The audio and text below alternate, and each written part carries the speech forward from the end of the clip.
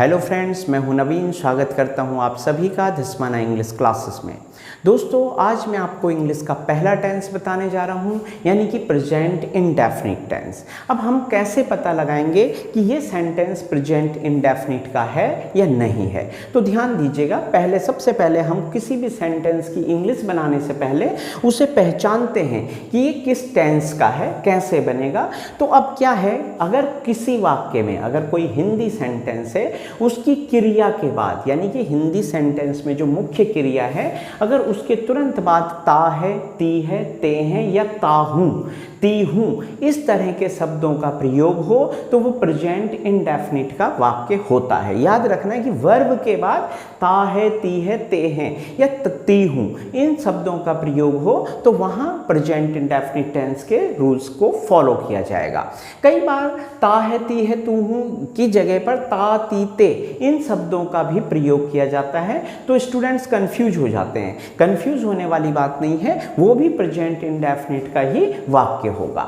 अब इसमें दोस्तों रूल क्या फॉलो करेंगे, इंग्लिश बनाते वक्त रूल क्या लगेगा? तो देखिए, इसमें जो रूल लगेगा, सबसे पहले सब्जेक्ट आएगा, उसके बाद वर्ब की फर्स्ट फॉर्म, और उसके बाद मैंने लिखा है एस या ईएस। इसका मतलब है कि वर्ब के अंत में एस और ईएस का प्रयोग किया जाता है। वो कब किया जाएगा वो मैं आपको आगे बताऊंगा। उसके बाद लास्ट में ऑब्जेक्ट का यूज किया जाएगा। ठीक है, अगर सेंटेंस नेगेटिव में हो, यानी कि अगर हिंदी वाक्य नेगेटिव हो, तो इंग्लिश बनाते वक्त सबसे पहले सब्जेक्ट आएगा, फिर डू या डज में से कोई एक आएगा, वो मैं आपको आगे बताऊंगा कि डू और डज कब यूज होते हैं। फिर नॉट का प्रयोग किया जाएगा, वर्ब की फर्स्ट फॉर्म, और लास्ट में ऑब्जेक्ट। नेगेटिव सेंटेंसेस में ध्यान दीजिएगा, नेगेटिव सेंटेंसेस में वर्ब के अंत में एस और ईएस का यूज नहीं किया जाएगा।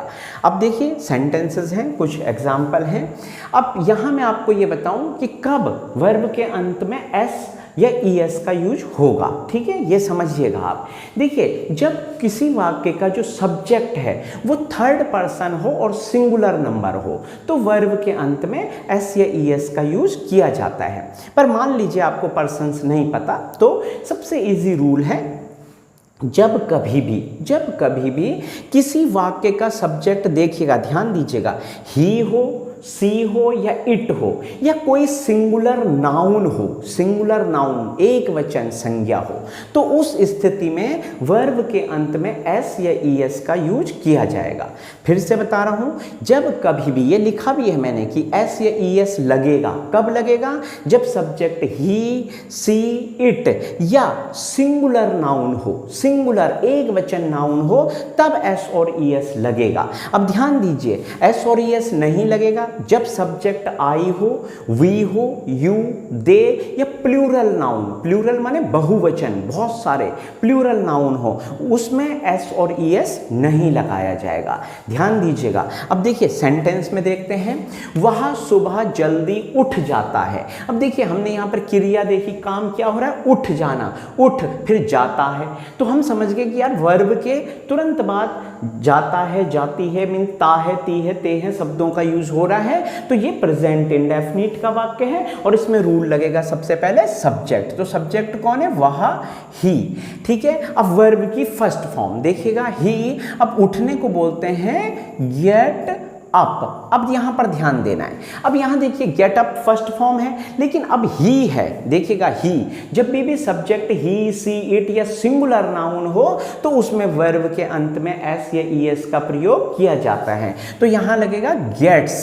समझ पाए आप? तो ही गेट्स अप। अब कब उठ जाता है? जल्दी उठ जाता है, अर्ली, इन द मॉर्निंग।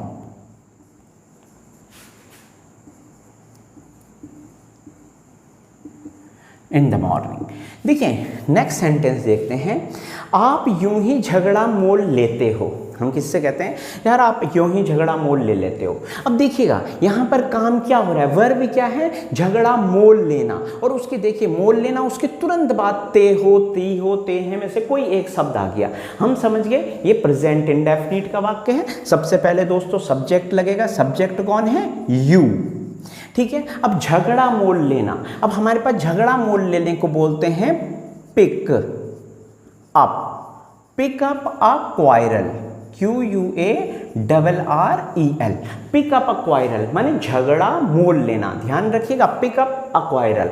अब यहाँ पर हमने पिक के अंत में एस नहीं लगाया। भाई क्यों नहीं लगाया हमने? क्योंकि यहाँ सब्जेक्ट यू है, और ध्यान दीजिए आई वी यू दे, अगर इनमें से कोई सब्जेक्ट हो या प्लूरल सब्जेक्ट हो तो हम वर्ब के अंत में एस और ईएस नहीं लगाते हैं, इसीलिए हमने यहाँ पर पिक्स अप नहीं लिखा, पिकअप लिखा। ठीक है, अब हमारे पास क्या बच गया? ऑब्जेक्ट के रूप में बचा यूं ही। तो यूं ही का मतलब हुआ ओवर नथिंग, ओवर नथिंग। देखिए नेक्स्ट सेंटेंस है, वे मेरी बात समझते हैं, यानी कि यहां पर वे मेरी बात समझते हैं, वर्ब है समझते हैं। ठीक है, ता है ती है आ गया। अब हम देखते हैं सब्जेक्ट सबसे पहले दे। अब समझते हैं दे कैच। अब यहां पर हमने कैच के एंड में एस और ईएस नहीं लगाया, क्योंकि दे के साथ वर्ब के अंत में एस और ईएस नहीं लगता है, तो इसीलिए दे कैच। और क्या समझते हैं? मेरी बात, माय पॉइंट। ठीक है, देखिए नेक्स्ट है, मैं आपका पता जानता हूं, सब्जेक्ट है आई, फिर नो, वर्ब क्या है? जानना, आई नो, क्या जानता हूं? आपका पता, योर एड्रेस। नेक्स्ट है, रवि मेरा साथ नहीं देता है। अब यहां पर ये नेगेटिव सेंटेंस है, आपको ध्यान देना है, ये है नेगेटिव, यानी कि नहीं आ गया इसमें। अब इसमें इंग्लिश क्या बनती है? इसका रूल क्या फॉलो करेंगे? सब्जेक्ट, फिर डू या डज, फिर नॉट, वर्ब की फर्स्ट फॉर्म, फिर एंड में ऑब्जेक्ट। अब यहां ध्यान दीजिए, अब डू कब लगेगा और डज कब लगेगा? सिंपल सी बात है, यही फॉलो करेंगे रूल। अब यहां जब ही सी इट हो या सिंगुलर सब्जेक्ट हो तो वहां काय का यूज होगा। अब मैं ये हटाकर यहां पर ये लिख देता हूं, डज का यूज होगा। ठीक है, डज का यूज होगा, और इधर ये मैंने हटा दिया, यहां लिख दिया मैंने डू का यूज, यहां पर डू का यूज होगा। अब समझेंगे, अगर सब्जेक्ट ही सी इट या एक वचन सिंगुलर नाउन है तो नेगेटिव बनाते समय डज नॉट का यूज होगा। जब नेगेटिव सेंटेंस होगा तो डज नॉट का यूज होगा। और डू का कब होगा अगर नेगेटिव सेंटेंस हुआ? तो आई वी यू दे, समझ रहे हैं? और प्लूरल सब्जेक्ट के साथ डू नॉट का यूज होगा अगर नेगेटिव सेंटेंसेस हम बनाते हैं तो। अब देखिए, मैं झूठ नहीं बोलता हूं, सॉरी पहले हम इस सेंटेंस पर आते हैं। रवि मेरा साथ नहीं देता है। अब देखिए सब्जेक्ट है रवि, हमने लिख दिया रवि। अब यहां पर आएगा डज नॉट। अब आप सोच रहे होंगे भाई डज क्यों आएगा? ही भी नहीं है, ये सी इट इनमें से कुछ नहीं है। लेकिन मित्रों ये सिंगुलर नाउन है। सिंगुलर नाउन मतलब एक वचन, एक वचन है, रवि एक है ना, तो मीन्स इसलिए इसके साथ डज नॉट का यूज हुआ। ठीक है, साथ देना, साथ देने को बोलते हैं stand by, stand by me. Ravi मेरा साथ नहीं देता, Ravi does not stand by me. Next है, मैं झूठ नहीं बोलता हूं। देखिए सबसे पहले सब्जेक्ट आया आई, आई के साथ आएगा do not, I do not. देखिए आई वी यू दे और प्लूरल के साथ डू का यूज होता है, तो आई डू नॉट। और झूठ बोलने को tell a lie. Next sentence है, वह अब मुझसे नहीं मिलती है, वह अब मुझसे नहीं मिलती है। सब्जेक्ट देखिएगा, मीन्स हम नाउ जो है इसको दोस्तों आगे पीछे लगा सकते हैं, तो नाउ हमने लगाया नाउ, फिर सी डज नॉट, डज नॉट। अब डज क्यों आया कि हमें पता है ही सी इट और सिंगुलर नाउन के साथ डज का यूज किया जाता है, तो सी डज नॉट। अब काम क्या हो रहा है? मिलने का, तो मीट मी। नेक्स्ट है चीन शांति का समर्थन नहीं करता है। चीन शांति का समर्थन नहीं करता है। आप देख रहे होंगे आजकल विवाद चल रहा है चीन के साथ और वो शांति चाहता भी नहीं है, तो मीन्स चीन शांति का समर्थन नहीं करता है। सब्जेक्ट है चीन यानी कि चाइना, चाइना। अब यहां आएगा डज नॉट। अब भाई डज नॉट क्यों आया? क्योंकि चाइना सिंगुलर है, ठीक है, एक वचन नाउन है, संज्ञा है और एक है, इसीलिए डज नॉट का यूज हुआ। अब काम क्या हो रहा है? समर्थन करना। समर्थन करने को एडवोकेट। अब वर्ब के अंत में एस और ईएस नहीं लगाया जाएगा, ये ध्यान रखना है। तो चाइना डज नॉट या डजंट एडवोकेट, अब किसका एडवोकेट नहीं करता है? शांति का, द पीस। ठीक है, ये तो मैंने आपको बताया पॉजिटिव और नेगेटिव सेंटेंसेस। अब मैं आपको इसके इंट्रोगेटिव सेंटेंसेस बताता हूं कि वो कैसे बनाए जाते हैं। देखिए दोस्तों, अब हम चलेंगे प्रेजेंट इंडेफिनिट के इंट्रोगेटिव सेंटेंसेस। इंट्रोगेटिव सेंटेंसेस मतलब प्रश्नवाचक वाक्य। ये दो तरह के होते हैं। एक वे वाक्य जिनका आरंभ क्या से होता है, यानी कि शुरुआत में क्या से प्रश्न पूछा गया होगा और उसका उत्तर हाँ या ना में दिया जाता है। ठीक है, तो ये एक सेंटेंस इस तरह से होते हैं। और दूसरे इंट्रोगेटिव सेंटेंसेस होते हैं जिनमें किसी क्वेश्चन वर्ड से, यानी कि किसी प्रश्नवाचक शब्द से क्वेश्चन पूछा गया होगा। ठीक है, यानी कि इंग्लिश के WH फैमिली मेंबर्स के किसी वर्ड से जो है क्वेश्चन पूछा गया होगा। तो अब मैं आपको दोनों बताऊं कि ये क्या होते हैं, डिटेल से समझाता हूं। देखिए, अगर किसी प्रेजेंट इंडेफिनिट टेंस के वाक्य का आरंभ क्या से हो, यानी कि शुरू में क्या आया हो, तो आपको क्या करना है? डू या डज को आगे लिखना है। ध्यान रखना है, इसमें व्हाट नहीं लिखा जाएगा। डू या डज को शुरू में लिखा जाएगा, उसके बाद सब्जेक्ट आएगा, वर्ब की फर्स्ट फॉर्म एस और ईएस नहीं लगेगा अब, और उसके बाद एंड में ऑब्जेक्ट। ध्यान रखिए, पहले डू डज, फिर सब्जेक्ट, वर्ब की फर्स्ट फॉर्म और लास्ट में ऑब्जेक्ट का यूज किया जाएगा। इसी तरह से अगर प्रश्नवाचक शब्द से क्वेश्चन पूछा गया हो, जैसे कब, कैसे, क्यों, इस तरह के शब्दों से, तो सबसे पहले प्रश्नवाचक शब्द का यूज होगा, उसके बाद डू या डज का यूज होगा, फिर सब्जेक्ट आएगा, वर्ब की फर्स्ट फॉर्म, लास्ट में ऑब्जेक्ट का यूज किया जाएगा। अब देखिए एग्जाम्पल के थ्रू समझते हैं। क्या आप उसे जानते हो? अब हम समझ गए कि वर्ब के एंड में ता है, ती है, ते हो में से कोई एक आ रहा है, यानी कि प्रेजेंट इंडेफिनिट का है। और क्या शुरू में आ रहा है? क्या आप उसे जानते हो? तो उत्तर निकलेगा हाँ जानता हूं या नहीं जानता हूं। ठीक है, तो इस स्थिति में सबसे पहले डू या डज का यूज होगा। देखिए, मैंने अभी आपको बताया कि डज कब यूज होगा? ही, सी, इट और सिंगुलर नाउन के साथ डज का यूज होगा। आई, वी, यू, दे और प्लूरल नाउन्स के साथ मींस डू का यूज किया जाएगा। अब देखिए, यहां पर सब्जेक्ट क्या है? आप है, यू है, तो यू के साथ यूज होगा डू। डू यू, देखिएगा ये हमने लिखा डू या डज में से एक आ गया, सब्जेक्ट आ गया यू, वर्ब की फर्स्ट फॉर्म, वर्ब क्या है? जानना, नो। डू यू नो, और किसे जानते हो? उसे, तो हिम। अगर लड़की हुई तो हर।